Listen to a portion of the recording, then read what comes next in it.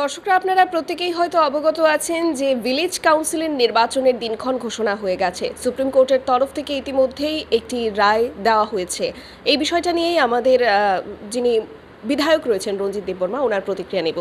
Sir, আমরা দেখতে পেলাম যে সুপ্রিম কোর্ট দীর্ঘদিন ধরে যে চলমান মামলাটি রয়েছে ভিসি নির্বাচনকে কেন্দ্র করে, তাতে একটি রায় দিয়েছে এবং দিনক্ষণ ঘোষণা হয়েছে। সুপ্রিম কোর্টের এই রায়ের উপর আপনার কি প্রতিক্রিয়া?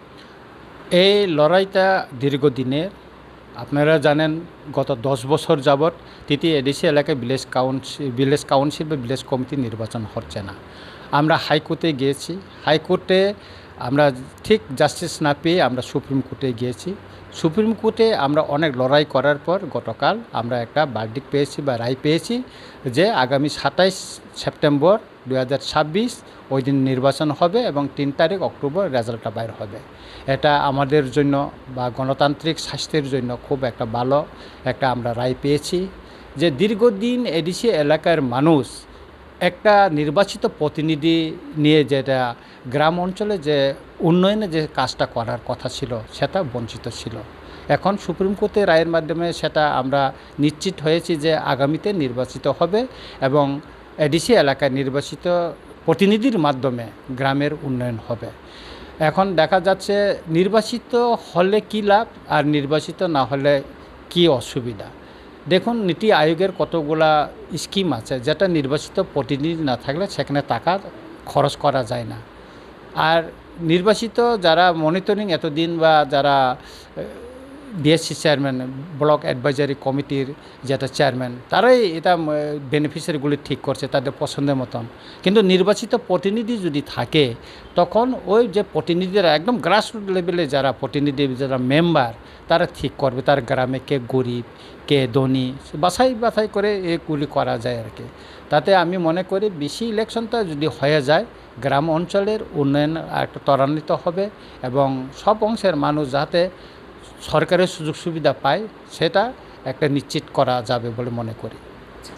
একটা খবর ছিল যে এই যে মামলাটি চলছিল সেখানে নাকি কোনোভাবে আপনিও অভিযোগ করেছিলেন বিষয়টা নিয়ে যে এই যে নির্বাচনটা এটাকে আরও পেছানোর জন্য একটা প্রয়াস চলছে, বা নির্বাচনটা যাতে ওয়ান ফেজে কমপ্লিট না করা হয়, 2-3টে ফেজে যাতে করা হয়, সেরকম একটা দাবি তুলে ধরা হয়েছিল। কিন্তু এখন আমরা দেখতে পাচ্ছি যে একদিনে একটা ফেজেই নির্বাচনটা সম্পন্ন হচ্ছে, সে বিষয়টা নিয়ে কি?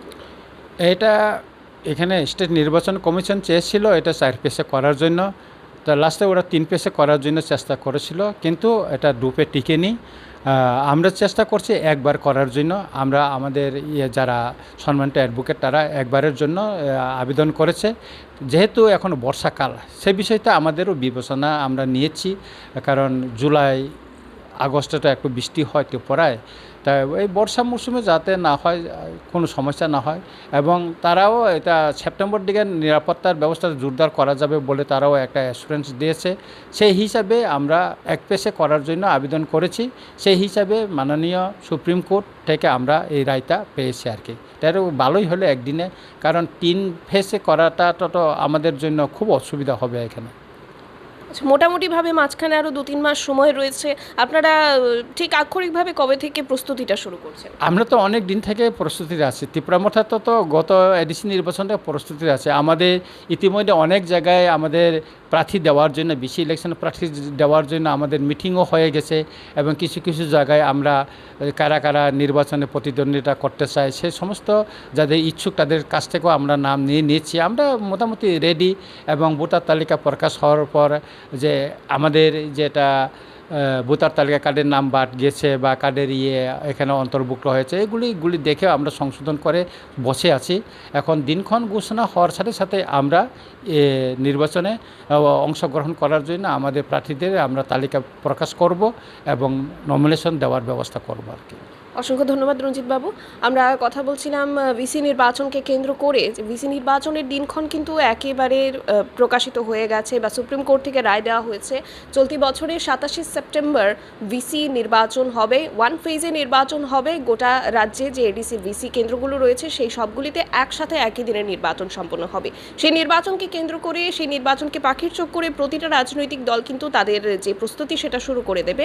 তো সেই বিষয়গুলো নিয়ে গুরুত্বপূর্ণ আপডেটগুলো আমরা আপনাদের কাছে তুলে ধরবো। দেখার জন্য চোখ রাখুন খবরের প্রতিবাদে। নমস্কার।